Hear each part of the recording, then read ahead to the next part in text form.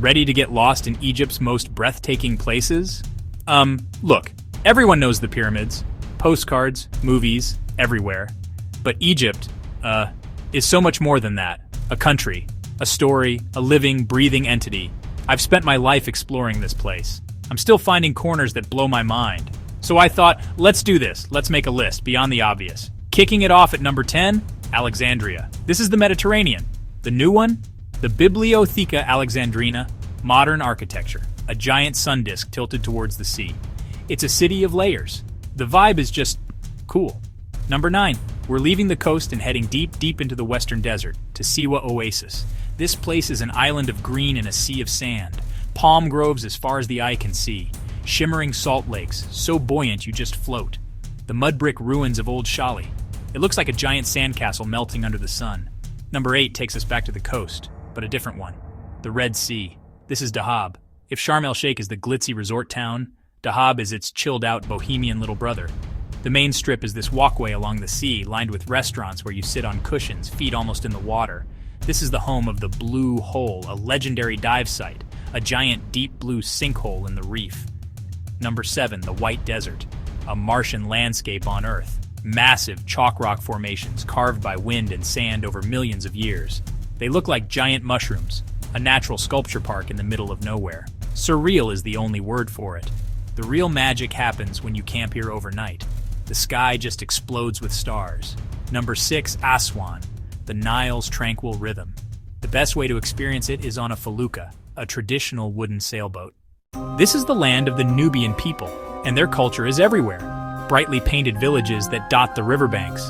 Aswan is also home to the unfinished obelisk, still stuck in the granite quarry. At number 5, Luxor. Calling this a city is an understatement. It's the world's greatest open-air museum, Karnak Temple. Not a temple, a complex, a city of temples. Walk through the great hypostyle hall, 134 massive columns, the Valley of the Kings. Descend into the tombs. The walls explode with color. Paintings thousands of years old. They look like they were painted yesterday. Number 4, this is pure, raw, monumental power. Abu Simbel. 4 colossal statues of Ramesses, each over 65 feet tall, staring down at you. In the 1960s, the Aswan High Dam was built. Insane feat of engineering. They cut the temples into giant blocks. Twice a year, the sun pierces the inner sanctuary and lights the statues. We're in the top 3. And for number 3, we're going underwater. This is the Red Sea's superstar. The water here, it's a shade of blue that doesn't look real. You can just put on a mask and snorkel, stick your face in the water right off the beach, and you're in a different universe. It's an explosion of color. Fish of every shape and size. It's like swimming in an aquarium, but it's the real thing. The reefs here, like Shark Reef Yolanda Reef, are legendary, surrounded by schools of fish. You might see a turtle, a ray, maybe even a shark in the distance. Almost there. Number 2, this one isn't about ancient temples or underwater worlds. This is a spiritual journey, Mount Sinai. You start in the middle of the night, hiking up a rocky path under a blanket of stars, and then you get to the top, just as the sky starts to lighten. Watching the sunrise from the summit of Mount Sinai, it's one of the most profound moments you can have. Then you descend to St. Catherine's Monastery at the foot of the mountain, one of the oldest working Christian monasteries in the world. And here we are. Number 1, it has to be this, the Giza Plateau and the city that surrounds it, Cairo.